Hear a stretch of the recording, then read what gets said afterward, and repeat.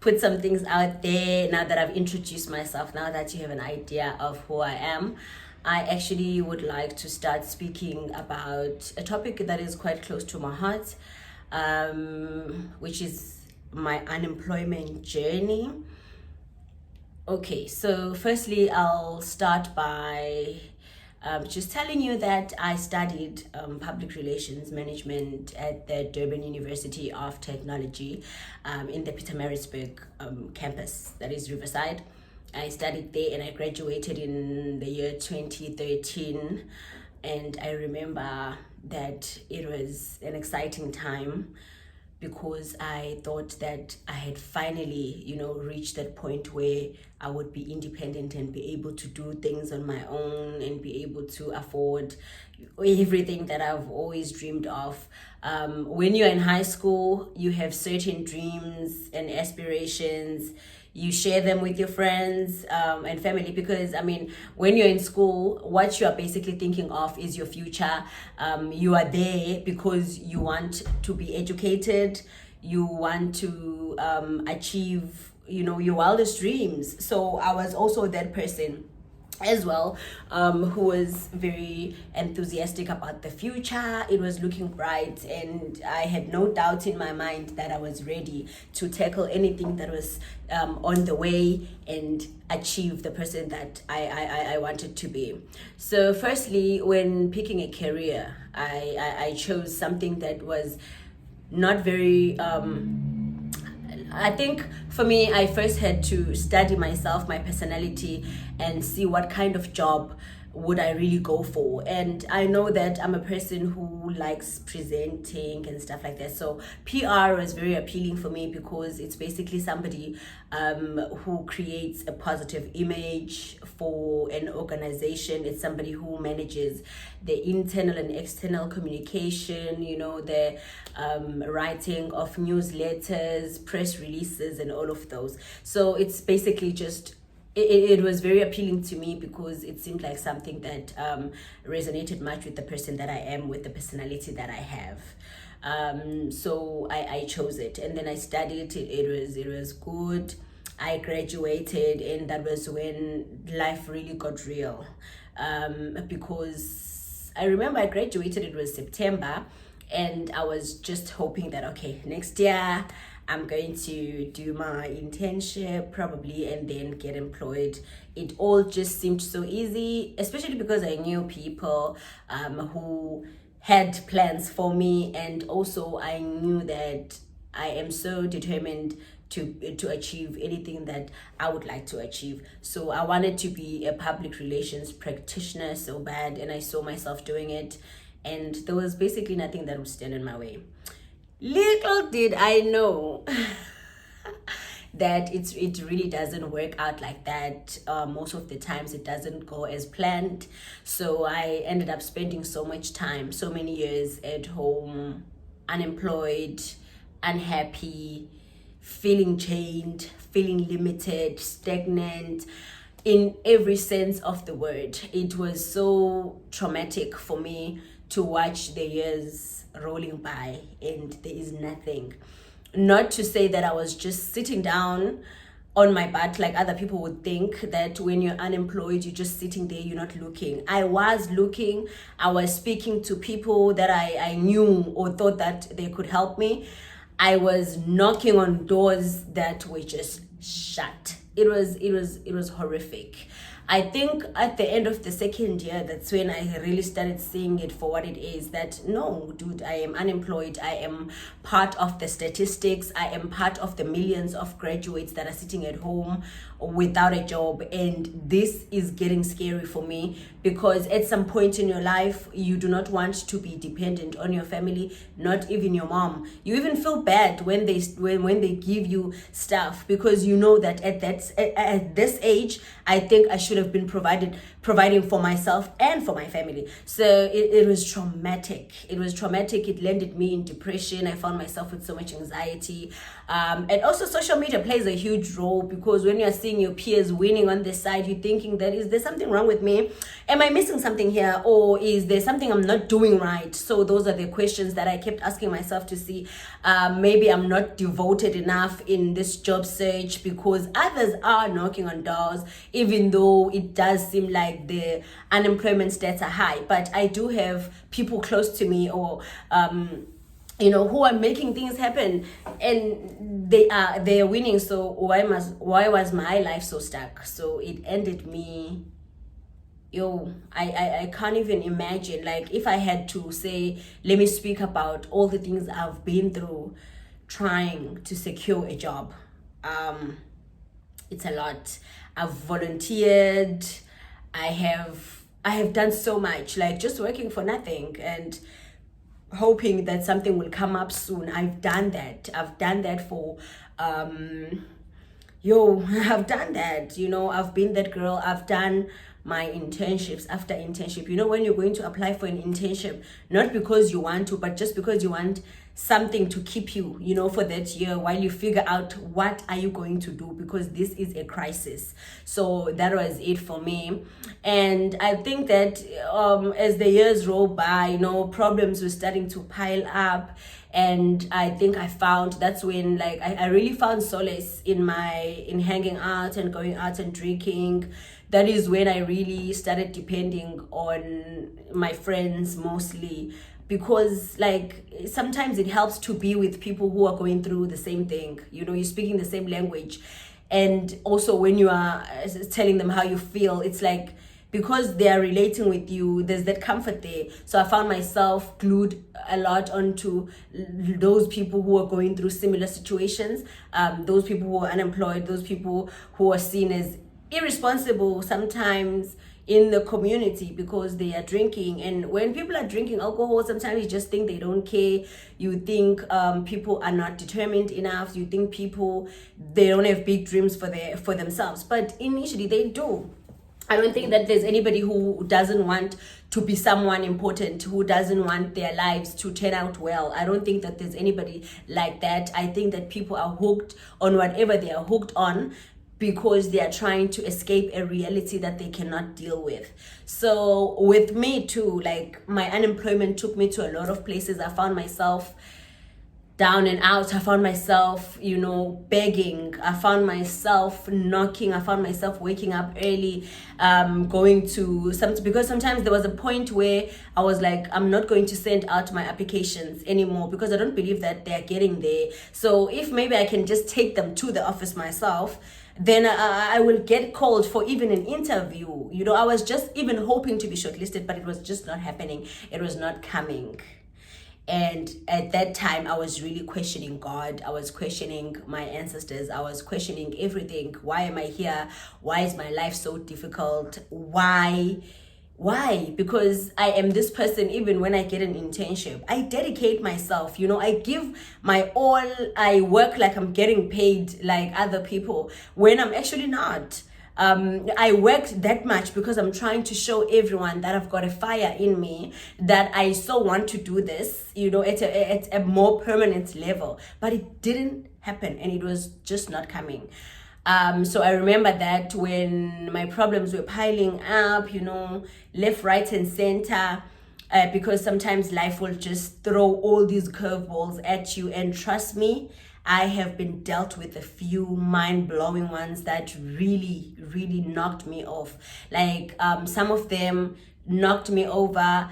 I was down and out for a while, but I always come back. That's one thing I admire about myself, that I do have that coming back spirit. I do get knocked over. I do get like so tired and so drained, and so, like, I give up sometimes. I have given up, but there's always that deep voice, that small voice inside of me that says, okay, now that you've taken a deep breath, get up again and try. You see, so it's always that voice that guides me, that but it's not easy being unemployed. It's really not easy. Sometimes you want to do this, but you can't. You can't even go and support your friends sometimes, and they might think that you are isolating yourself when in fact you just don't have the money to go. So it's all of those things. So my unemployment led me, even though there's a lot of other events, there are a lot of other events that occurred, but I would like to speak to this one that really took me to another place. Well, literally, because in 2017, I was doing my internship, I remember, at a local municipality, and that was when I was busy with my book, my first book, Hear It From Me, The Fire of My Experiences.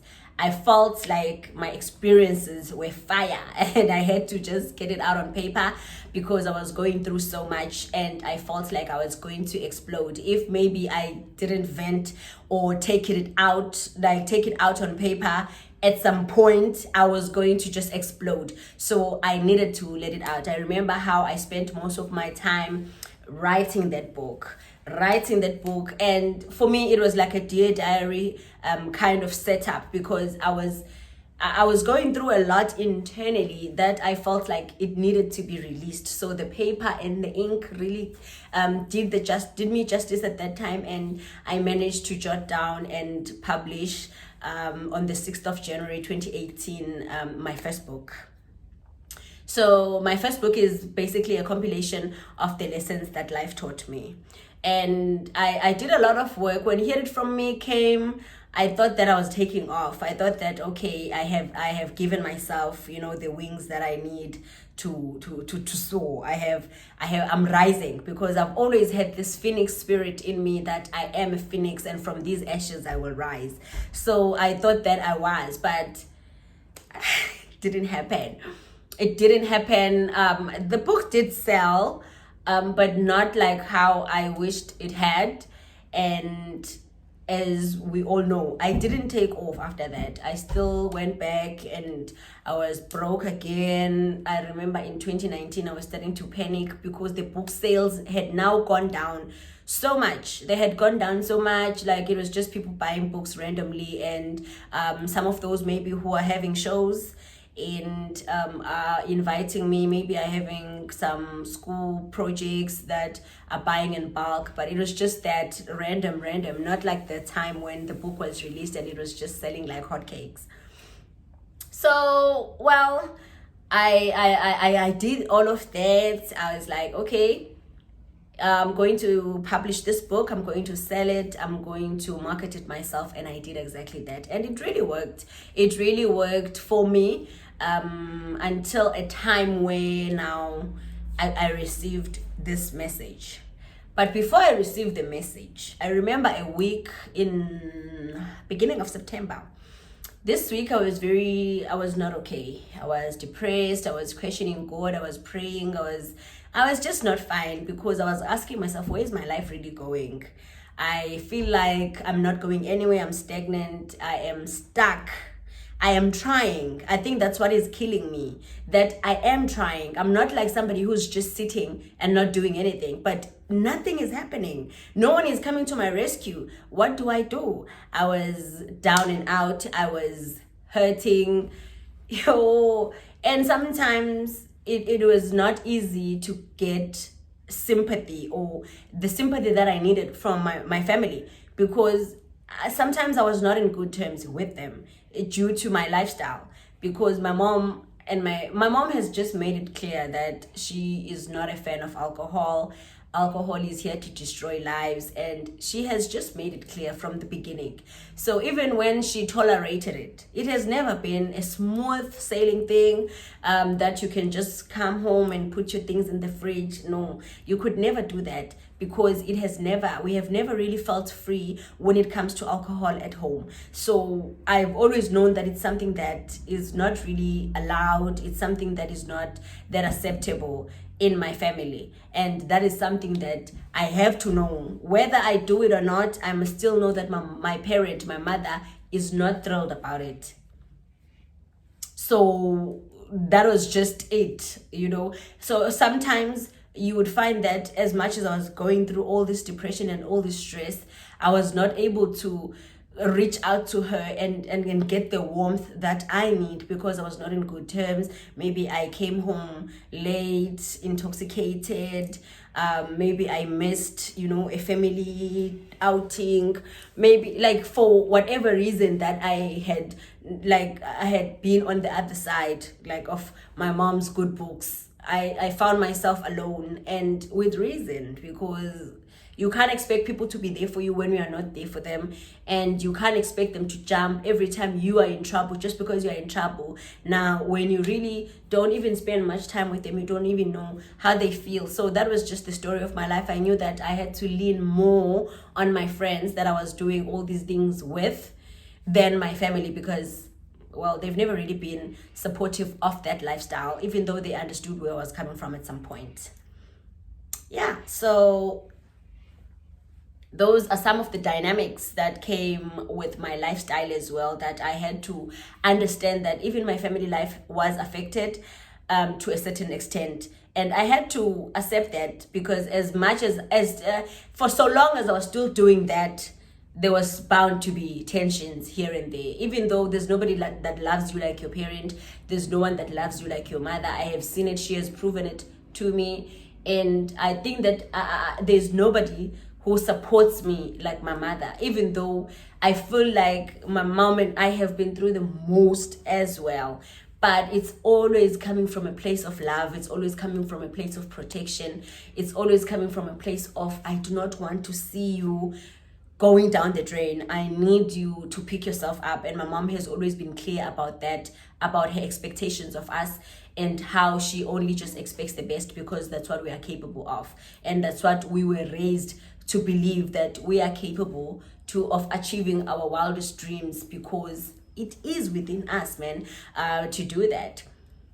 So that was it. I found myself in a position where I was now staying with friends, trying to get a job, you know. It was not nice. I don't miss that period of my life, because I was broke. I had needs that couldn't be met, and sometimes for them to be met, I had to compromise myself, you know. I had to beg, which is something that I really, really don't like doing. Like, I love it when I'm able to do things for myself. So unemployment has taken me to a lot of places. But I just want to touch on this message that I received, and how and when I received it, before I end this recording. So this message, I had spent a week praying, crying. I even took pictures. You know, when you are going to cry to a point where you are going to take pictures of yourself because you want to look back on this day one day if things go well for you. I did exactly that. And I was like, you know what? I need to take a picture or some pictures of myself, because I was crying to God. I was having one of those not so pleasant conversations with God where I'm questioning him, and not in a nice manner, because I was truly frustrated. I was like, I know I'm a good person. Yes, I have mistakes. I'm not a perfect child, but that can't be the reason why I'm not succeeding, because my friends are succeeding. My friends, things are going well, and we're doing the same thing. So it can't be that. Why is my life so chained? Why are things so difficult to come to me when I'm so dedicated and so willing? Why give me all this potential when I can't use it? Why? Like, why are you giving me, why am I even caring that my life is not going anywhere? Because maybe I should just accept that I'm failing, and that is it. Maybe I should just accept that I am the black sheep of my family, and that is it. So what must happen? I was crying, I was not okay. I was gangoa. I was going. They know my mother, I mean when I say that. Gangoa.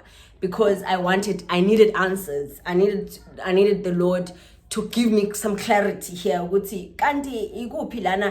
is this? Why are things so difficult when it comes to me? Why me? What have I done? I feel like I'm so genuine. I'm such a loving person. I'm always there for people.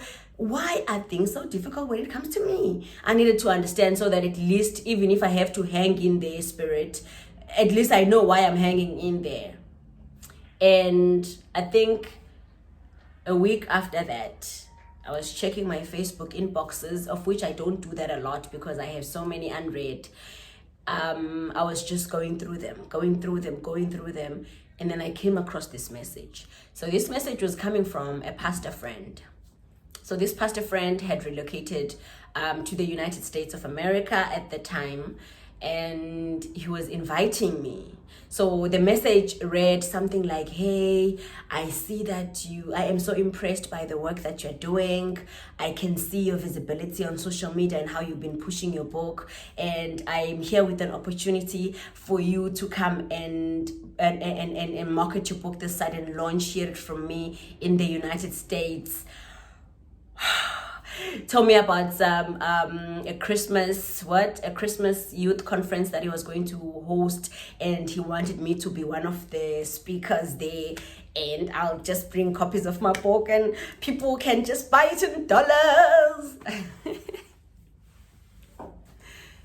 Awesome, ne? Yeah, that's how it sounded. It sounded amazing. I was like, who doesn't want that? Because if you are an artist, if you are a writer, if you are a poet or whoever, if you are doing work that sometimes gets recognized by other people, what you are seeking is recognition and respect for your work. So for me, that was a kudos. For me, that was a thumbs up. For me, that was a green light. For me, that was an answered prayer. It was to say, hey, so you just had to shout at the Lord and things started happening. Ha!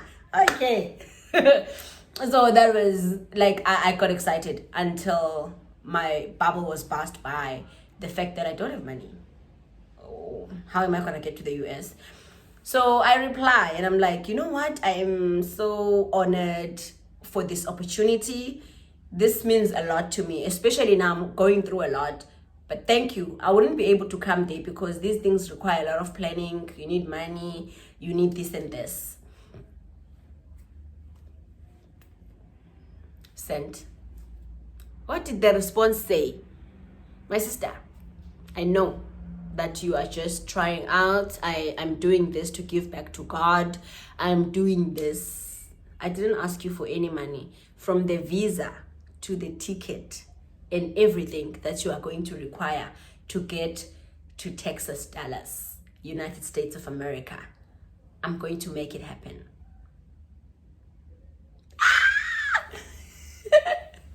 Exactly my thoughts. I went wild. I was like, my God is good. Hey, the one who opens doors. Hey, the one who makes things happen. Hey. Me, I was praising the Lord.